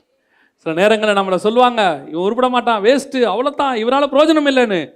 ஆண்டவர் உனக்கும் மற்றவங்களுக்கும் வித்தியாசம் உண்டாக்கத்தக்கதான காலம் கொஞ்ச நாளில் வரும். உன்னை ஆண்டவர் உயர்த்துகிற காலம் ஒன்று வரும், நுகத்தடி முறிக்கிற காலம் ஒன்று வரும். உன் தகப்பனோட பிறந்த மற்ற பிள்ளைகளை பார்க்கலாம், உன்னை கர்த்தர் உயர்த்தி மேலே உட்கார வச்சு அந்த வித்தியாசத்தை நிச்சயம் காட்டுவார், நிச்சயம் காட்டுவார். நம்ம மனம் கசிந்து அழுதுருப்போம்ல, நம்மளை அப்படியே கேவலப்படுத்தியிருப்பாங்க. அக்கா தங்கச்சிங்களுக்கு முன்னாடி அப்படி கேவலப்படுத்துவாங்க, அண்ணன் தம்பிங்களுக்கு முன்னாடி அப்படி கேவலப்படுத்துவாங்க. அது ஒன்றும் இல்லைங்க, சும்மா வேஸ்ட். அது ஒன்றும் இல்லைங்க, ஊழியத்துக்கு போயிட்டு இருக்குது, அதனால 10 பைசா பிரயோஜனம் இல்லை. இவர் யார்? என் மூத்த பையன் இன்ஜினியர், இவர் 2வது பையன் டாக்டர், ஒரு மாதம் 50,000 1 லட்சம் சம்பாதிக்கிறான். இவர் என்னவா இருக்கிறாரு? அது ஒரு காலத்தில் நல்லா இதையும் படிக்க தான் வச்சேன், அது இயேசுநாதர் பைபிள்னு போயிடுச்சு, ஒன்றும் இல்லை. நான் சொல்லுகிறேன், ஒரு நாள் வரும், அந்த இன்ஜினியரை விட டாக்டரை விட நீ மேலானவன் என்று அந்த தகப்பன் அந்த தாயின் வாயில சொல்ல வைக்க கர்த்தர் செய்வார். அதுதான் கர்த்தர் செய்யறது. உன் நுகத்தடியை முறித்து போடுகிற காலம் ஒன்று வரும். ஏசாவை வெறுத்த தேவன்தான், ஆனால் நுகத்தடியை முறிப்பதற்கும் அவர் காரணமாக இருந்தார். காரணம், அவன் துன்மார்க்கனாய் இருந்தாலும் அவன் மரணத்தை கர்த்தர் விரும்பவில்லை. உன்னை என்னையும் கர்த்தர் அப்படித்தான் நேசிக்கிறார். கடைசியாக இன்னும் ஒரு அம்மா இருக்கிறாங்க, அவங்கள பார்த்துட்டு நம்ம ஜெபம் பண்ணி முடிக்க போகிறோம். ரொம்ப ஆச்சரியமான ஒரு காரியம். முதலாவது, இஸ்மவேல் தகப்பனால் விரட்டப்பட்டான். 2வது, ஏசா சொந்த தாயினாலும் சகோதரனாலும் ஏமாற்றப்பட்டான். துஷ்டர்கள் வாழ்க்கையில் நடக்கிறத நான் சொல்கிறேன், ஆனால் கர்த்தர் அவர்களை நேசித்தார். இஸ்மவேலுக்கு ஒரு நீரூற்றை உண்டு பண்ணினார். ஏசாவுக்கு நுகத்தடியை முறித்து இஸ்ரவேல் கையில் இருந்த தேவ ஆராதனையும் வாக்கு தத்தத்தையும் அந்த ஒலிவ மரத்தில், இந்த காட்டு ஒலிவ மரத்தை ஒட்ட வைத்தார் கர்த்தர். உங்களை என்னையும் கொண்டு போய் அதில் சேர்த்தார். கடைசியாக இன்னும் ஒரே ஒரு காரியம் இருக்குது, வாசிங்க. மார்க் எழுதின சுவிசேஷம் 7ஆம் அதிகாரம் 28வது வசனத்தை வாசிங்க. மார்க் 7:28 வாசிங்க. இயேசு கிறிஸ்து அந்த இடத்துல என்ன சொல்றாரு? பிள்ளைகளின் அப்பத்தை எடுத்து நாய்க்குட்டிகளுக்கு போடுவானேன் அப்படின்னு சொல்றாரு. அப்படின்னா இயேசுநாதர் கானானியர்கள் நாயின்னு சொல்றாரா? அந்த அம்மாவை நாய்க்குட்டின்னு சொல்றாரா? என்ன இப்படி? நம்ம ஆண்டவர் எப்பவுமே அப்படி பேசக்கூடிய ஆண்டவரே கிடையாது. ஒருத்தர் இருதயம் நோகும்படி பேசவே மாட்டார். நாம தான் அப்படி பேசுகிறாரு. ஆண்டவர் ஒரு நாள் என்ன செய்ய மாட்டார்? அப்படி பேசவே மாட்டார். அவர் இருதயம் நோகிறவங்களை கூட இளைப்பாறுதலை கொடுக்கிறதான ஒரு தேவன். அப்படியா இருக்கிறவர் இந்த வார்த்தை பேசுவாரா அப்படின்னா, இதுக்கு பின்னாடி ஒரு மிக முக்கியமான சம்பவம் இருக்கு. அதைத்தான் நாம் இப்போ என்ன செய்ய போகிறோம், பார்க்க போகிறோம். இந்த கானானிய ஸ்திரீ வந்து கேட்கும் போது மட்டும் ஏன் இப்படி கேட்குறாரு? மற்றவங்களுக்கெல்லாம் சொல்லும் போது மட்டும் அவர் சொல்கிற வார்த்தை என்னவா இருக்கும் தெரியுமா? என்னை விசுவாசிக்கிறாயா, நீ என்னால் இதை செய்ய முடியும் நம்புறியா அப்படின்னு கேட்பாரு. உன் விசுவாசம் உன்னை ரட்சித்தது இப்படி சொல்லி அமுச்சு விட்டுருவார். ஆனால் அந்த கானானிய ஸ்திரீ வரும்போது மட்டும் அவர் சொல்கிற வார்த்தை, பிள்ளைகளின் அப்பத்தை எடுத்து நாய்க்குட்டிகளுக்கு போடுகிறது நல்லதல்ல. ஏன் திடீர்னு இப்படி சொன்னார் அப்படின்னா, இதுக்கு பின்னாடி ஒரு அற்புதமான விஷயம் ஒன்று இருக்கு. இந்த கானானிய ஸ்திரீ யாரு? இந்த கானான் அப்படின்னு சொல்லக்கூடிய வம்சத்தில் வந்ததான ஒரு அம்மா. இந்த கானான் யாரு? நம்ம எல்லாருக்கும் தெரியும். 9ஆம் அதிகாரம் ஆதியாகமத்தின் புஸ்தகத்தில் ஒரு சம்பவம் நடக்குது இல்லையா? திருப்பிக் கொள்ளுங்க, அந்த அந்த பகுதியை திருப்பிக் கொள்ளுங்க. ஏன்னா நீங்கள் திடீர்னு சந்தேகப்பட்டுருவீங்க, அப்படியா அப்படின்னு உங்களுக்கே ஆச்சரியமாயிரும். 9ஆம் அதிகாரம் ஆதியாகமத்தின் புஸ்தகத்துக்கு நீங்கள் திருப்பிக் கொள்ளுங்க. அங்கே ஒரு சம்பவம் நடக்குது. அவர் வந்து திராட்சை ரசம் குடிச்சிட்டு நோவா என்ன செய்கிறாரு? படுத்து கிடக்கிறாரு. படுத்து கிடக்கும் போது அவருடைய இளைய மகன் யாரு? காம் வந்து என்ன செய்கிறாரு? வந்து தகப்பனுடைய நிர்வாணத்தை பார்த்துட்டு 2 அண்ணங்கிட்டையும் போய் சொல்கிறாரு. சேம்கிட்டையும் யாபேத்துக்கிட்டையும் சொல்கிறார். சொன்ன உடனே சேமும் யாபேத்தும் பின்புறமாக வந்து என்ன செய்கிறாங்க? துணியை போட்டு மூடிட்டாங்க. பிரச்சனை ஓவர். இப்போது திராட்சை ரசம் வெறி தெரிந்து நோவா விழித்த போது தன் இளைய குமாரன் தனக்கு செய்ததை அறிந்து, 24வது வசனம், தன் இளைய குமாரன் தனக்கு செய்ததை அறிந்து, 9:24 நான் சொல்கிறேன். 25ஆம் வசனத்தில் யாரை சபிக்கிறான்? நோவாவுடைய நிர்வாணத்தை பார்த்து சொன்னது யாரு? பார்த்து சொன்னது காம். சொன்னது பையன். காம சபிக்கல. சபிச்சது யார? கானானை சபிக்கிறாரு. யார் இந்த கானான்? காமுடைய பையன். கீழே இருக்கு. காமுடைய பையன் தான் யாரு? இந்த கானான். அப்படின்னா 10ஆம் அதிகாரத்தில் காமுடைய பையன் தான் கானான்னு இருக்கு. சரி, பையன் தன்னுடைய பார்த்து சொன்னதுக்கு இப்போ நோவா யாரை சபிக்கிறாரு? பேரனை சபிக்கிறாரு. தப்பு பண்ணது பையன், சாபத்தை வாங்கினது யாரு? பேரன். ஏன் அப்படின்னா அதுக்கும் காரணம் இருக்கு. அதுக்கு என்ன காரணம்னா, அந்த 8ஆம் அதிகாரம் முடியும் போது பார்த்தீங்கன்னா, கர்த்தர் நோவாவையும் அவன் குமாரரையும் ஆசீர்வதித்து அப்படின்னு இருக்கு. அப்படித்தானே இருக்குது. பேழையிலிருந்து வந்து அவங்க பலி செலுத்துறாங்க. அதை சுகந்த வாசனையாய் நுகர்ந்த கர்த்தர் நோவாவையும் அவன் குமாரரையும் ஆசீர்வதித்து, அப்போ கர்த்தருடைய ஆசீர்வாதத்தை இவங்க 4 பேரும் பெற்றதனால நோவா சபிச்சாலும் அந்த சாபம் நிற்காது. ஏன்னா கர்த்தர் ஆசீர்வதித்தவனை மனுஷனால் சபிக்க முடியாது. நான் சொல்றது உங்களுக்கு புரியுதா? கர்த்தர் ஆசீர்வதிச்சிட்டாரு, அப்போ மனுஷன் சொல்ற சாபம் நிற்காது. யாரு? தகப்பனே சொன்னாலும் நிற்காது, தாயே சொன்னாலும் நிற்காது. ஏன்னா ஆசீர்வதிச்சது யாரு? தேவன் ஆசீர்வதிச்சிட்டாரு. இப்போ இது நல்லா யாருக்கு தெரிஞ்சிருச்சு? நோவாவுக்கு தெரிஞ்சிருச்சு. ஓ, அவ்வளவு தெளிவா அவன் என்ன சொல்றான்னா, கானான் சபிக்கப்பட்டவன். ஏன்? காம சபிச்சாலும் அது பிரயோஜனம் இல்லாமல் போயிடும். அடுத்த ஜென்ரேஷனை சபிச்சிட்டான். என்ன பண்ணிட்டான்? அடுத்த ஜென்ரேஷனை சபிச்சிட்டான். இப்போ கானான் பேரன் என்ன பண்ணிட்டான்? சபிக்கப்பட்டுட்டான். இப்போ இந்த அம்மா யாரு? காமுடைய ஸ்திரியா கானானிய ஸ்திரியா? இயேசு கிட்ட வந்தது கானானிய ஸ்திரீ. சரி, இப்போ அடுத்து வருவோம். அப்பா தானே தப்பு செஞ்சாரு. கானான் என்ன தப்பு செஞ்சான்? கானான் ஒரு தப்பும் செய்யலையே. நான் சொல்றது உங்களுக்கு புரியுதா? காம் தன்னுடைய அப்பா போய் தாத்தாவுடைய நிர்வாணத்தை பார்த்து 2 பெரியப்பா கிட்டையும் சொல்லிட்டான். பிரச்சனை அவங்களது. கானான் என்ன தப்பு பண்ணான்? அவன் ஒரு தப்பும் பண்ணல. அவன் யாரு? காமுடைய பையன், அவ்வளோதான். ஆனால் தாத்தா என்ன பண்ணிட்டாரு? எங்கள் அப்பா பண்ண தப்புக்கு என்ன சபிச்சிட்டாரு. இப்போ கானானுடைய சாபம் யாரால வந்தது? அப்பாவால் வந்தது. இஸ்மவேலுக்கு அப்பாவுடைய ஆசீர்வாதம் போச்சு, விரட்டப்பட்டாங்க. அது அப்பாவுக்கு கூட இவந்து கிடையாது, ஆனால் அது விரட்டப்பட்டார். ஆனால் ஏசாவுக்கு ஆசீர்வாதம் என்ன செய்யப்பட்டது? திருட்டுத்தனமாக அல்லது ஏமாற்றப்பட்டு வாங்கப்பட்டு விட்டது. அவனுடைய ஆசீர்வாதம் தாயாலையும் தன் சகோதரனாலையும் என்ன செய்யப்பட்டு விட்டது? வாங்கப்பட்டு விட்டது. ஆனால் கானானுடைய பிரச்சனை என்னன்னு கேட்டீங்கன்னா, நான் ஒரு தப்புமே பண்ணல, எங்க அப்பா மேல விழுந்த சாபம் என் மேல் விழுந்துருச்சு. எங்கள் அப்பா துன்மார்க்கன், ஆனால் பழியை யார் சுமக்கிறா? நான் சுமக்கிறேன். பல நேரங்களில் இது நமக்கு நடக்கும். அப்பாவுடைய முற்பிதாக்களுடைய சாபத்தை நாம் சுமக்க வேண்டி வரும். சில நேரத்தில் அப்பா சாவர நேரத்தில் கடனை வாங்கி வச்சு செத்து போயிடுவார். அந்த பழி யார் மேலே வந்து விழும்? பிள்ளைங்க மேலே வந்து விழும். சில குடும்பத்தில் பார்த்துருக்குறேன், இந்த அப்பா என்ன கடன் வாங்கினான்றது பிள்ளைகளுக்கு தெரியவே தெரியாது. பாவம், அந்த டெட் பாடி வந்து நிற்கும் போது தான் கடங்காரன் ஒருத்தனாக வந்து நிற்பான். உங்கள் அப்பா இவ்வளோ தரணும், இவ்வளோ தரணும், இவ்வளோ தரணும். இவனுக்கு ஷாக்காக இருக்கும். இவ்வளவும் எங்கள் அப்பா வாங்கின கடனா? காசு கொடுத்தாதான் பாடி எடுக்க விடுவேன். என்கிட்ட காசு இல்லையே, அப்போ நீ பத்திரத்தில் கையெழுத்து போடு. எத்தனை குடும்பம் நடந்திருக்குது. ஒரு மனுஷனுடைய மரணத்தை குறித்து கேள்விப்பட்டேன். அவருக்கு 2 பிள்ளைகள். மரணம் அடைகிற வரைக்கும் அப்பாவை நீதிமான்னு நினச்சிக்கிட்டு இருந்தாங்க. மரணம் அடைந்து அந்த டெட் பாடியை வச்சுருக்கிறாங்க. அப்போ தான் இன்னொரு குடும்பம் அவருக்கு இருந்ததும் அங்கே 2 பிள்ளைகள் இருக்கிறதும் தெரியுது. ஏன்னா அவங்களும் எங்கே வந்துட்டாங்க? அந்த மரணத்துக்கு வந்துட்டாங்க. இப்போ அவங்க சொந்தக்காரங்க எல்லாம் ஒரு 50-100 பேர் வந்து மரணத்தில் கலாட்டா. சொத்தில் எங்களுக்கு என்ன வேணும்? பங்கு வேணும், இல்லைனா பாடி எடுக்க விடமாட்டோம். அப்போ தான் இந்த மகனுக்கு தெரியும், நம்ம அப்பாவுடைய வாழ்க்கைக்கு பின்னாடி என்ன இருக்குது? ஒரு சாபம் இருக்குது. இப்போ அந்த சாபம் யார் மேலே விழுது? என் மேல் விழுகிறது. தகப்பனுடைய சாபத்தை சுமக்கிற எத்தனையோ பிள்ளைகள். கானானிய ஸ்திரீ இப்போ வந்து நிற்கிறா. யாருக்கு முன்னாடி? இயேசுநாதருக்கு முன்னாடி.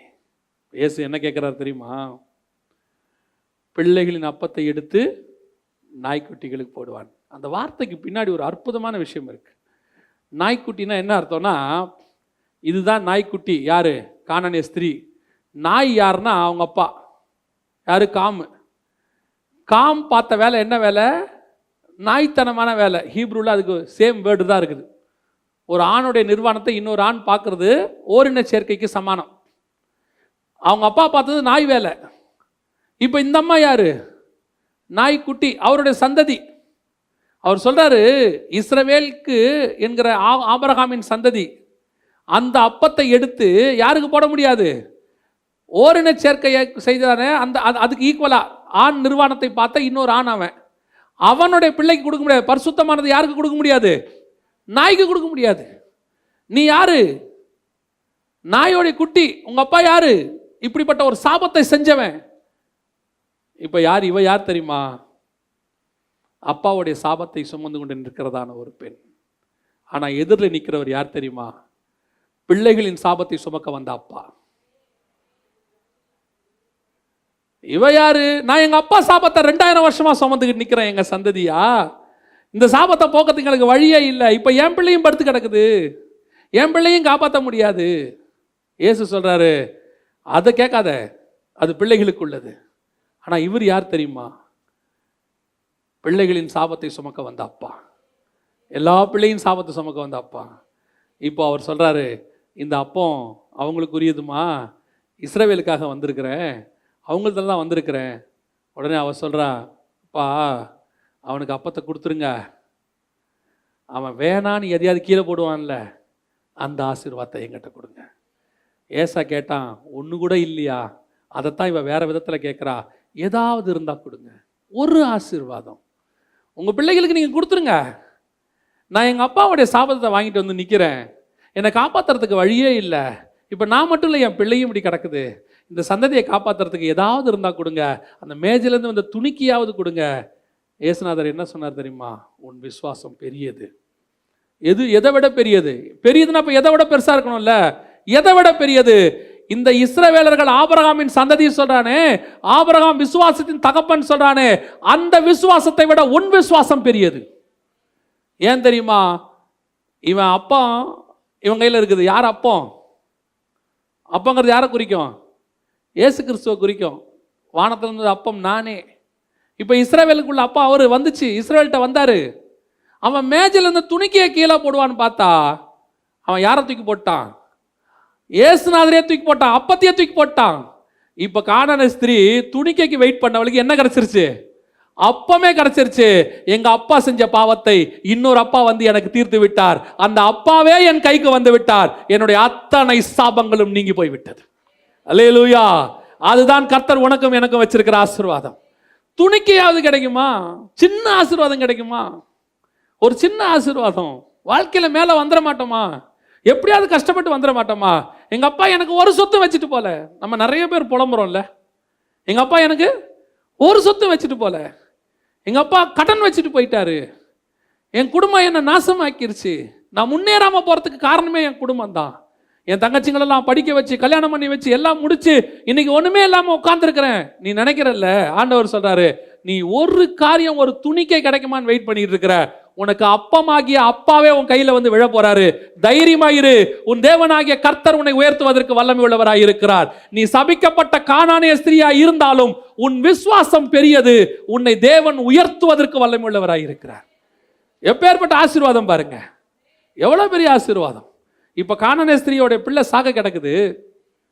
கானான் யாரு? துன்மார்க்கன். கானானியருடைய பாவங்கள் அநியாயம். ஆண்டவர் சொல்றாரு, கானானியர் செய்த எந்த அக்கிரமத்தை நீ கத்துக்கொள்ள கூடாதுங்கிறார் லேவியராகமம் 18. அப்படிப்பட்ட அக்கிரமத்தின் துன்மார்க்கத்தினுடைய சந்ததி ஒன்று சாக கிடக்குது. இப்ப வசனம் சொல்லுது, துன்மார்க்கனுடைய மரணம் எனக்கு பிரியமா இருக்குமோ அதையும் நான் காப்பாத்திடுவேன். ஏன் தெரியுமா? எந்த துன்மார்க்கனும் எங்கிட்ட வந்தா நீதிமானாய் மாறிடுவான். எந்த துன்மார்க்கனும் எந்த விபச்சாரம் என் காலில் விழுந்தா அவன் என்னுடைய மகளாக மாறி போயிடுவான். எந்த அக்கிரமக்காரனும் என்னிடத்தில் வந்தால் அவன் பரிசுத்தவானாய் மாறிடுவான். என் கூட 3 மணி நேரம் ஒரு கல்லனை தொங்க முடியா, 3வது மணி நேரம் முடியும் போது அவன் பரதீசுக்கு ஆயத்தப்பட்ட பரிசுத்தவானாய் மாற்றி காட்டும் வல்லமை இயேசு கிறிஸ்துவுக்கு உண்டு. உன்னாலே என்னாலே முடியுமா? அவரால் முடியும். அந்த கல்லன் சிலுவைக்கு வரும்போது எப்பேற்பட்டவனாக வந்தான் தெரியுமா? இயேசுவை தூஷிக்கிறவனாக தான் வந்தான். அவரோடு கூட இருந்த கல்லர்களும் அவ்விதமாக அவனை தூஷித்தார்கள். ஆனா 3 மணி நேரம் இயேசு கூட இருந்தான் பாருங்க. 3 மணி நேரத்துல பரதீசிக்கு போகிற பரிசுத்தவனா கர்த்தர் அவனை மாத்திட்டாரு. அப்பேற்பட்ட துன்மார்க்கனுடைய மரணத்தை கர்த்தர் மாத்தி போட்டார். அதான் வசனம் சொல்லுது, துன்மார்க்கனுடைய மரணம் எனக்கு பிரியமா இருக்குமோ. கடைசி நேரத்தில் சிலுவையில தொங்கிட்டு இருக்கிறாயா, இவனை காப்பாற்றதுக்கு ஒரு சான்ஸ் இருக்குதான்னு பார்க்கிறேன். ஒரே ஒரு வார்த்தை அவன் சொன்னான். என்ன சொன்னா தெரியுமா? மற்ற கல்லனை பார்த்து சொன்னான், நீயும் நானும் பாவம் செய்து தப்பு செஞ்சு இப்படி தொங்கிட்டு இருக்கிறோம், அவரோ நீதிமானாய் தொங்குறார். திரும்பி பார்த்தாரு, வாடா இன்னைக்கு நீ என் கூட பரதேசிக்கு. 3 மணி நேரத்தில் கர்த்தர் அவனை பரிசுத்தவானாய் மாத்தினார். அந்த கல்லணையே பரிசுத்தவானாய் மாத்தின ஒரு ஆண்டவர், பரதேசிக்கு கூட்டிட்டு போன ஆண்டவர், அவர் ரத்தத்தில் கழுவப்பட்ட நீதிமானாகிய உன்னையும் என்னையும் ஒரு நாளும் கைவிடுகிற தேவன் அல்ல. ஒரு நாளும் உன்னை என்னை கைவிடவே மாட்டார். நீ ஒருவேளை துன்மார்க்கத்தில் இருக்கிற, அக்கிரமத்தில் இருக்கிற, அநீதியில் இருக்கிற, இன்னைக்கு கர்த்தர் எதிர்பார்க்கறது ஒரே ஒரு மனம் திரும்புதல். அவர் பாதப்படிக்கு வந்து ஒரு மனம் கசிந்து அழுதல். அவர்கிட்ட வந்து, ஆண்டவரே ஒரு துணிக்கே கிடைக்குமா, ஏதாவது கிடைக்குமா? நீ கேட்டு பாரு, நீ கேட்டு பாருங்களேன். இன்னைக்கு ஆண்டவர் உங்களுக்கு ஒரு பெரிய ஆசீர்வாதத்தை கையில் வச்சிருக்கிறார். எப்பேற்பட்டதான ஒரு துன்மார்க்கன், ஒரு துஷ்ட மனுஷன் இஸ்மவேல், அவனுடைய முனகல் சத்தத்துக்கு ஒரு நீரூற்றையே உண்டாக்கி கொடுப்பாரானால், அவர் ரத்தத்தாலே கழுவப்பட்ட நீதிமானாகிய உனக்கும் எனக்கும் ஆண்டவர் அந்த நீரூற்றாகிய பரிசுத்த ஆவியை உனக்குள்ளும் எனக்குள்ளமே கொண்டு வச்சுட்டார். அவனுக்கு நீரூற்று வெளியே, உங்களுக்கு எனக்கு நீரூற்று உள்ள. அந்த நீரூற்று அவன் தேடி போய் குடிக்கணும். இந்த நீரூற்று இங்கேயே பொங்கி பொங்கி வரும். இதிலிருந்து அநேகர் குடிக்கத்தக்கதாக கர்த்தர் உன்னையும் என்னையும் ஆசீர்வாதமாய் மாற்றுவார். அல்லேலூயா. ஏசாத் ஒரு ஆசீர்வாதம் கிடைக்குமான்னு தகப்பனை பார்த்து கெஞ்சினான் பாருங்க. ஆனா வசனம் சொல்லுது, அவரையே தந்தவர் மற்ற எல்லாவற்றையும் அருளாதிருப்பது எப்படி? ஒரு இயேசு கிறிஸ்து உங்ககிட்ட வந்துட்டாருன்னா மொத்த ஆசீர்வாதம் கர்த்தர் நம் கையில் கொடுக்கிறார். துன்மார்க்கனுடைய மரணத்தில் அவர் பிரியமாய் இருக்கிறதில்லை. அந்த கானானிய ஸ்திரீ கேட்டா, ஆண்டவரே ஒரே ஒரு துணிக்கை, ஏதாவது மேஜிலிருந்து விழுமே, ஏதாவது ஒரு ஆசீர்வாதம் கொடுத்துருங்களேன். நாங்கள் சாபத்தை 2000 வருஷமா சுமந்துட்டு நிற்கிறோமே. சிலருடைய குடும்பம்லாம் ஒரு நன்மையானதையே பார்த்துருக்க மாட்டாங்க. தகப்பன் காலத்திலிருந்து அவங்க கஷ்டத்திலேயே தான் இருப்பாங்க. சிலர்லாம் சொல்லுவாங்க, எனக்கு 95 நாள்லேருந்து கஷ்டம் தாங்க, எங்கள் குடும்பத்தில் நல்ல சாப்பாடு சாப்பிட்டே ரொம்ப நாள் ஆச்சும்பாங்க. உண்மை, நான் சொல்வேன் உண்மை. நான் ஒரே ஒரு சாட்சியை மாத்திரம் சொல்லிட்டு நான் ஜெபம் பண்ணி முடிக்க விரும்புகிறேன். நாங்கள் இந்த இயேசுவை ஏற்றுக்கொள்வதற்கு முன்பதாக நாங்கள் ஒரு வீட்டில் குடியிருந்தோம். நான் வந்து தேவனுக்கு முன்பாக சொல்லுகிறேன், பொய் சொல்லலை. அப்போ அந்த வீட்டில் எங்களுக்கு 35 ரூபா தான் வாடகை. கரண்ட்டு கிடையாது. 6 மணிக்குள்ளே சமைச்சிடணும். அதுக்கு மேலே சமைக்கணும்னா விளக்கு வச்சு தான் சமைக்கணும். 6 மணிக்குள்ளே சமைக்கணும். சமைச்சு முடிச்சுட்டு 6 மணிலேருந்து 9 மணி வரைக்கும் என்டர்டெயின்மெண்ட் என்னென்னா, எங்கள் வீட்டு வாசலில் ரோட்டில் பாய் போட்டு உட்காந்து பேசிக்கிட்டு இருப்போம். அவ்வளோதான். இதுதான் என்டர்டெயின்மெண்ட். டிவி கிடையாது, கரண்ட்டு கிடையாது, அப்போ எதுவுமே கிடையாது. வெறும் 35 ரூபா வாடகை, அதை கொடுக்க முடியாது எங்களால். நாங்கள் இருந்த அந்த ரோட்டுக்கு ஆப்போசிட்டில் சுடுகாடு. அங்கே பிணங்கள்லாம் எரிஞ்சிக்கிட்டே இருக்கும். இங்கே உட்காந்து அதையும் பார்த்துக்கிட்டு இருப்போம். எங்கள் என்டர்டெயின்மெண்ட் அந்த பிணம் எரியறத அந்த வெட்டியார் அடிப்பார், போட்டு டம்மு டம்முன்னு அடிப்பார். நாங்கள் சிரிச்சிட்டு உட்காந்துருப்போம். ஏதோ மோசமான ஒருத்தன் வந்துட்டான் போல, அதான் அடிக்கிறான் இந்த அடி அப்படிம்போம். இதுதான் எங்கள் என்டர்டெயின்மெண்ட். ரோட்டில் அப்படியே பாய் போட்டு உட்காந்துக்கிட்டு ஒரு 8 மணி ஆனால் சாப்பாடை போட்டு அப்படியே உட்காந்துக்கிட்டு இந்த தெருவிளக்கில் உட்காந்து அப்படியே சாப்பிட்டுட்டு அப்படியே போவோம். அதான் லைஃப். அவ்வளோதான். இவ்வளோதான் எங்களுடைய மொத்த லைஃப். சில நாட்களில் திடீர்னு மண்ணெண்ணெய் தீந்துடும். அப்போல்லாம் அந்த திரி போட்ட ஸ்டவ்வு தான். மண்ணெண்ணெய் தீந்துடும், மண்ணெண்ணெய் இருக்காது. யாராவது சொந்தக்காரங்க அப்படி நண்பர்கள் யாராவது வந்தாங்கன்னா 2 ரூபா 5 ரூபா இருக்குமான்னு கேட்டு அப்படி வந்து எங்கள் வாழ்க்கையில் ஏதாவது ஒரு மீட்பு வந்துடாதா, எப்படியாவது மேலே வந்துட மாட்டோமா, ஏதாவது செஞ்சிட மாட்டோமா? நான் சொல்லுவேன், அந்த கானானிய ஸ்திரீ தன் பிள்ளையை கையில் வைத்துக்கொண்டு இயேசுநாதருக்கு நின்ன மாதிரி ஒரு நாள் நானும் என் தாயும் அப்படி தான் ஆண்டவருக்கு முன்னாடி நின்னோம். ஏதாவது மேலே வந்துட மாட்டோமா? நான் சொல்லுவேன், எங்களுக்கு துணிக்கை அல்ல, அந்த அப்பமே கிடைத்தது. அந்த இயேசுநாதரே எங்களுக்கு கிடைச்சார். ஆசீர்வாதத்தினுடைய ஊற்று எங்களுக்கு கிடைச்சிச்சு. அவரை கையில் பிடிச்சோம். இன்னைய வரைக்கும் கர்த்தர் எங்களை உயர்த்தி ஆசீர்வதித்து வைத்து கொண்டே இருக்கிறார். இதுவரைக்கும் எங்களை அவர் தாழ விடவே இல்லை. இந்த துன்மார்க்கனுடைய மரணத்தையே அவர் விரும்பாதிருப்பாரானால் உங்களை எப்படி கர்த்தர் சாக விடுவார்? உங்களுக்கு ஆண்டவர் கொடுக்கிறதான வாக்கு தத்தம், ஒரு நாளும் கர்த்தருடைய கரம் உங்களை விட்டு விலகாது. கர்த்தர் எக்ஸ்பெக்ட் பண்ணுறதுலாம் ஒன்று, ஒரு சின்ன ஜெபம், ஒரு மனம் கசிந்து அழுதல், ஒரு கதறுதல். ஆண்டவரே என்னை ஆசீர்வதிங்கப்பா சொல்லி கேட்டு பாருங்க. இந்த தேவனை போல அன்புள்ள தேவனை உலகத்தில் நீங்கள் வேற எங்கேயுமே பார்க்க முடியாது. நான் தைரியமாய் சொல்லுவேன், இந்த தேவனை போல நேசிக்கிற தேவனை நீங்கள் பார்க்கவே முடியாது. இந்த தேவனை போல அற்புதமாய் அதிசயமாய் நடத்துகிற தேவனை உங்களால் பார்க்கவே முடியாது. இந்த உலகத்தில் இருக்கிற அத்தனை உறவுகள் உங்களை கைவிட்டு போய் நீங்கள் நடுத்தருவில் நின்று யாருமே இல்லைன்னு ஒரு சிங்கிள் டீக்கு நீங்க வழி இல்லாமல் நின்னாலும் உங்களை கொண்டு போய் ராஜாவாக உட்கார வைக்க இந்த தேவனால முடியும். ஏன்னா அவர் இல்லாதவைகளிலிருந்து உருவாக்குகிறதான ஒரு தேவன். அவர் மண்ணிலிருந்து உருவாக்குகிற ஒரு தேவன், கல்லுகளிலிருந்து உருவாக்கக்கூடிய ஒரு தேவன். அப்படிப்பட்ட தேவன் உன் வாழ்க்கையும் என் வாழ்க்கையும் நிச்சயம் உருவாக்குவார். தேவனால் கூடாத காரியம் ஒன்றுமில்லை. நம்ம ஜெபிக்க போகிறோம். நம்ம எல்லாம் கண்களை மூட போகிறோம். தேவ சமூகத்தில் ஆண்டவரை நோக்கி பார்க்க போகிறோம். துன்மார்க்கருடைய மரணம் ஒரு நாளும் கர்த்தர் பிரியப்படுகிறது இல்லை. இன்னைக்கு ஆண்டவர் என்னை எவ்வளோ நேசிச்சிருக்கிறார்.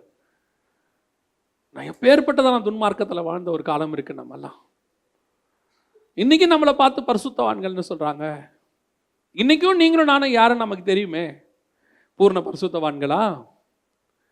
நம்ம உள்ளான மனுஷன் யாருன்னு நமக்கு தெரியுமே. இன்னும் போராட்டம் தெரியுமே. இன்னும் சிலுவையில் அறையப்பட்டு இன்னும் சாகாம இந்த மாம்சம் ஆவிக்கு விரோதமா போராடுறது என்னன்னு உனக்கு எனக்கு தெரியுமே. இப்பவே இந்த நிலைமை, நான் ரட்சிக்கப்படுறதுக்கு முன்னாடி, ஆண்டவர் ஏற்றுக்கொள்வதற்கு முன்பாக நாம் எப்பேற்பட்டவர்களாக இருந்தோம்.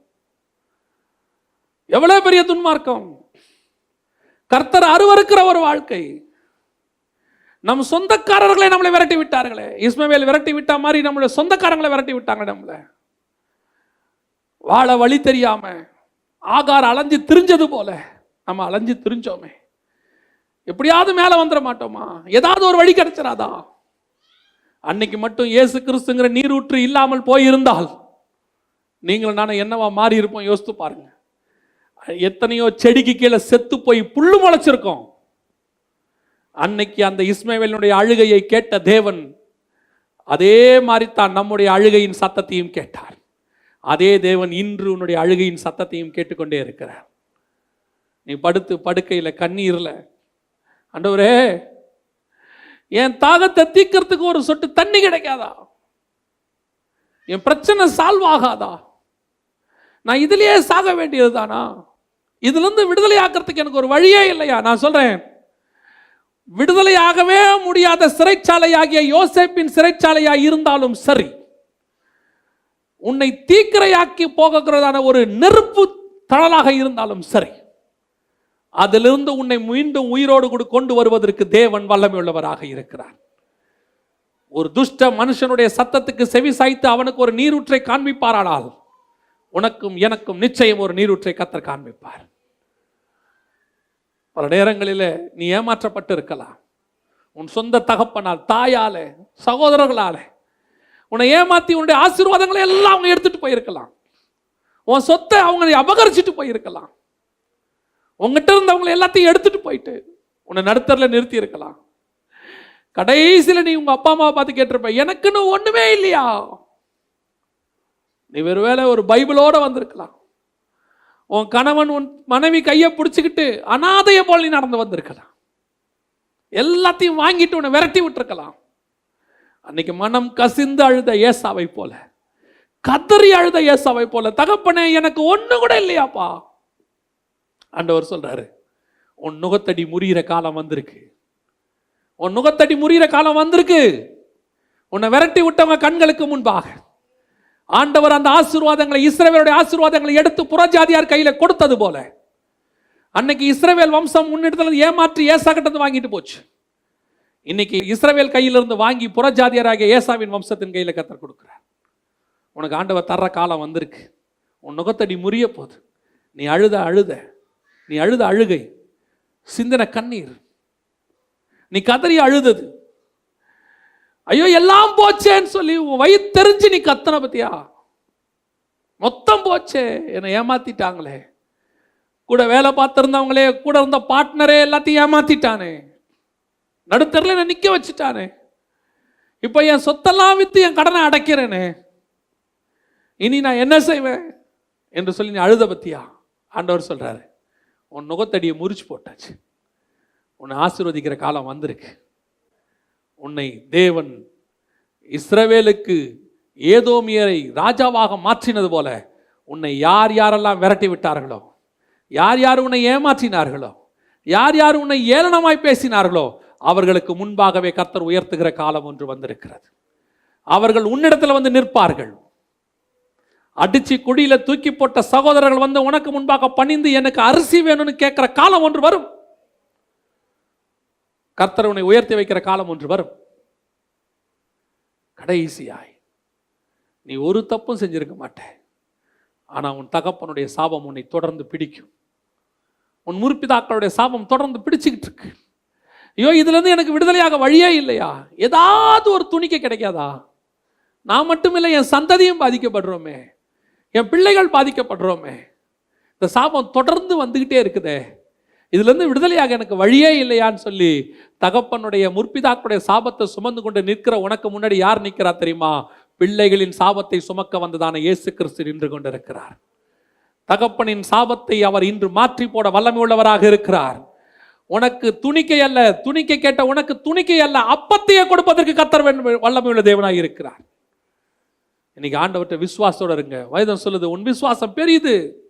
இன்னைக்கு விசுவாசத்தோட ஆண்டவர்கிட்ட சொல்லுங்க, தேவன் என் வாழ்க்கையை மாற்றி அமைக்க போகிறார். இது வரைக்கும் இருந்த சாபம் மாறும். இது வரைக்கும் என்னை பிடிச்சு வந்த சாபங்கள்லாம் மாறும். என்னையும் என் பிள்ளைகளையும் தொடர்ந்து பிடித்து கொண்டிருந்த சாபங்கள் எல்லாம் 100% மாறும். காரணம், என் தகப்பனுடைய சாபத்தை நான் சுமந்தேன். என் சாபத்தை சுமக்கிற தகப்பன் இன்னைக்கு என் முன்பாக நிற்கிறார். நம்ம ஜெபம் பண்ண போறோம். கர்த்தர் உங்களோடு கூட இடைப்பட்டு இருப்பாரானால், கர்த்தர் உங்களோடு கூட பேசி இருப்பாரானால், இன்னைக்கு ஆண்டவருடைய வார்த்தை உனக்குள்ளே வந்திருக்குமானால் கரங்களை உயர்த்தி என்னோடு கூட ஜெபத்தில் பங்கு பெறுங்க. சர்வ வல்லமை உள்ள எங்கள் ஆண்டவரே, இந்த ஜெபித்துக் கொண்டிருக்கிற ஒவ்வொருத்தருக்காக நாங்கள் ஜெபிக்கிறோம். கர்த்தருடைய மகிமையுள்ள கரத்தில் தாழ்த்துகிறோம். ஆண்டவரே, இந்த ஜெபிக்கிறவங்களுக்குள்ள, இங்க இருக்கிறவங்களுக்குள்ள எத்தனை பேருக்குள்ள இந்த பாதை ஆண்டவரே, எத்தனை பேர் கடந்து வந்திருக்கிறாங்க, எத்தனை பேருடைய கண்களில் கண்ணீர் ஆண்டவரே, அவங்க கடந்து வந்த பாதை எல்லாம் இந்த பாதைக்குள்ள இருக்குதேப்பா, இந்த வசனத்துக்குள்ள இருக்கேப்பா. இன்னைக்கு அதை மாற்றி நீங்க அமைக்க போற தயவுக்காக உமக்கு நன்றி. உடைய மகிமையுள்ள கரத்தில் ஒப்பு கொடுக்கிறோம். ஆகாரை போல பிள்ளையை கையில வச்சுக்கிட்டு அழுதுகிட்டு இருக்கிற தாயாருக்காக நான் ஜெபிக்கிறேன் ஆண்டவரே. ஒரு நீரூற்றை காண்பீங்கப்பா, ஒரு நீரூற்றை காண்பீங்க ஆண்டவரே. அந்த இஸ்மவேல் என்கிற துஷ்ட மனுஷனோட கூட இருப்பீரானால் இன்று உடைய ரத்தத்தாலே கழுவப்பட்டு ஆண்டவரே பிள்ளையை வைத்துக்கொண்டு வேலைக்கு போய்கிட்டு ஓடி வந்து சம்பாரிச்சு வாழ வழி தெரியாம வகல் இல்லாம சுத்திக்கிட்டு இருக்கிற அலைந்து திரிகிற இந்த தாயினுடைய கண்ணீரை மாற்றி அமையும் ஆண்டவரே. இவர்களோடும் நீர் இருமப்பா. கண்ணீரை தொடங்கி ஆண்டவரே, ஏமாற்றப்பட்ட ஆசீர்வாதங்கள்லாம் திரும்பி வரட்டும். சகோதரர்களால் நண்பர்களால் போன ஆசீர்வாதங்கள்லாம் திரும்பி வரட்டும் அப்பா. இவங்களை யாரெல்லாம் ஏமாற்றி வாங்கிட்டு போனாங்களோ எல்லாம் திரும்பி வரட்டும் இயேசுவின் நாமத்தினால. கடைசியாக ஆண்டவரே, தகப்பனுடைய முற்பிதாக்களுடைய சாபங்களை சுமந்து நிற்கிற ஒவ்வொரு குடும்பத்துக்காக ஜெபிக்கிறேன். கர்த்தருடைய கரம் இறங்கி வரட்டும். நீர் தாமே எல்லாவற்றையும் சிலுவையிலே சுமந்து தீர்த்தீரே ஆண்டவரே, நீர் நிறைவேற்றி முடித்திருக்கிறீர் அப்பா. இனி ஒரு சாபம் இராது என்று நாங்கள் கேள்விப்பட்டோமே, வசனத்தை வாசித்தோமே. அதே போல இனி இந்த குடும்பங்களில் ஒரு சாபம் இராதபடி தேவனாகிய கர்த்தர் விடுதலையாக்கின தயவுக்காய் உமக்கு ஸ்தோத்திரம். மகிமையுள்ள கரத்தில் தாழ்த்துகிறோம் எங்கள் ஆண்டவர் இயேசுவின் நாமத்தில் பிதாவே.